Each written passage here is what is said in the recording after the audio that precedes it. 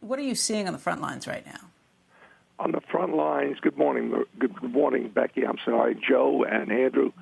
On the front lines, you can't believe the heroism, the effort, the enormous effort being made. The doctors, nurses, by the way, the pharmaceutical industry, which has been everybody's whipping boy lately over the last few years, is coming through like gangbusters for us. The stories I can tell you about right from the tops of these companies, like Triple M, like Abbott Labs, like like Baxter Labs, like Covidien, yes, through Medtronics. All these companies that are pouring out, Danaher, we're all saying one thing about tests. We're saying we need to get tests. We need to get tests. It's very important.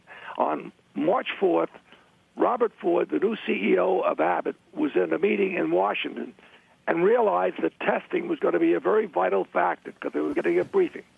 He went back, and within less than a month, Abbott had come up with these tests, which could be a godsend for all of us because the faster we can get everybody tested. The point I'm making is I'm seeing heroism, or I'm seeing generosity. I have lists of names of companies that are sending food to the hospitals, to the workers there.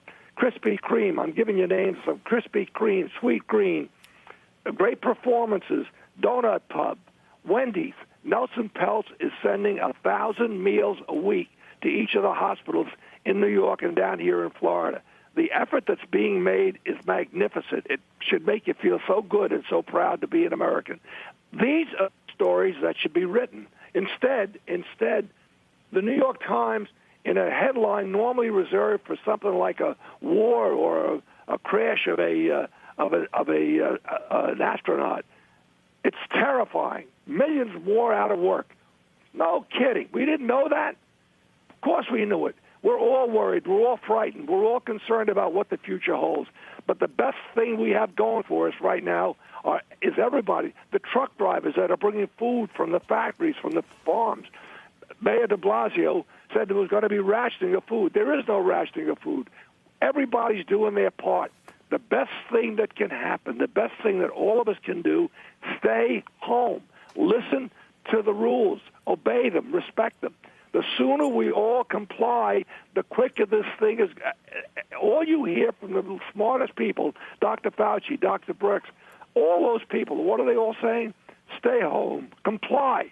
The sooner you do it, we're going to get to where we have to be. We will survive. We will survive this.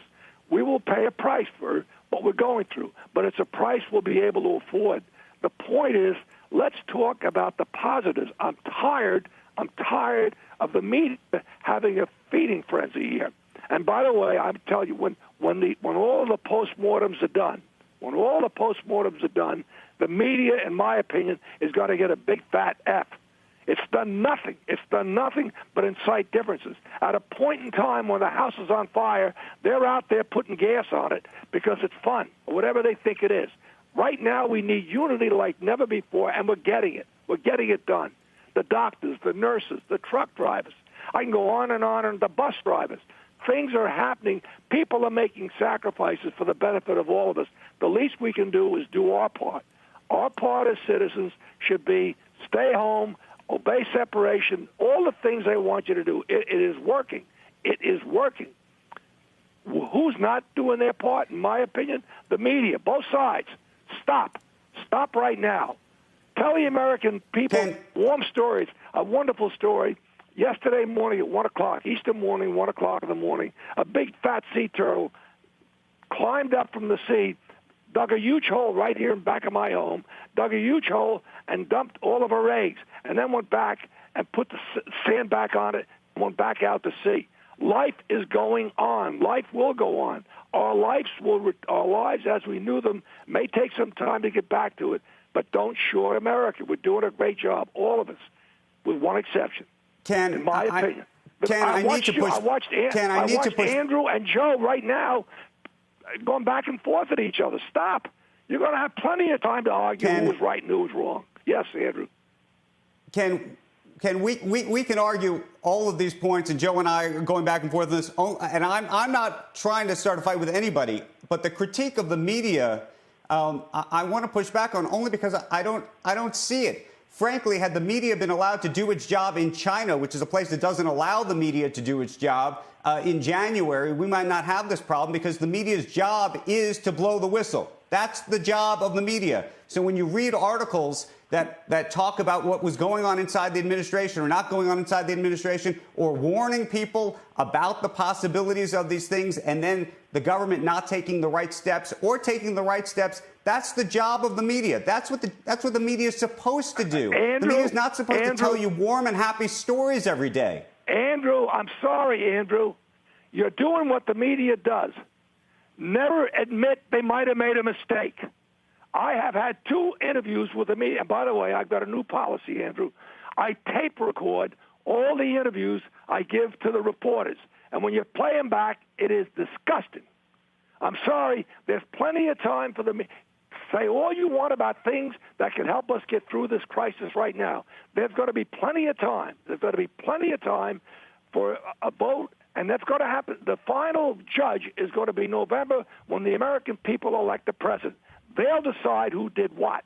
Right? I'm sorry, Andrew. The media presents itself as never being wrong. Joe, Ken, the media makes mistakes. I make mistakes. We all make mistakes. But I'll also say this.